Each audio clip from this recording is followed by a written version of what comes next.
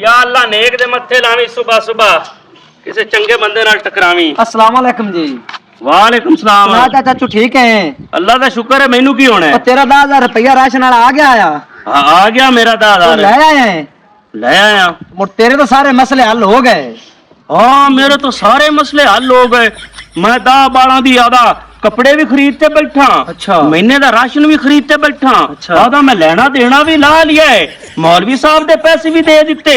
जे किसी दे कोई फितराने वाले देने आए वो भी दे दिते। बरादरी नूं भी मैं राजी कर लिया है। ते अज मैं आदा अल्लाह कीता अज देग भी लांदा पिया 10,000 रुपया मुड़ केड़ा कोई थोड़ा वो मुकदा पिया।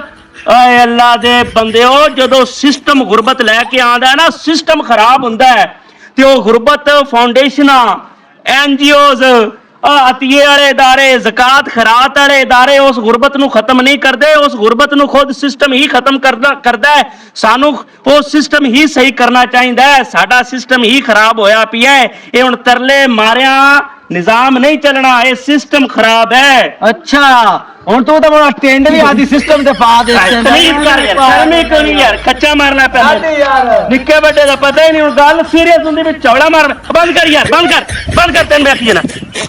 तमीज ही क्यों नहीं यार तुहाडे जे निक्के बड़े दी।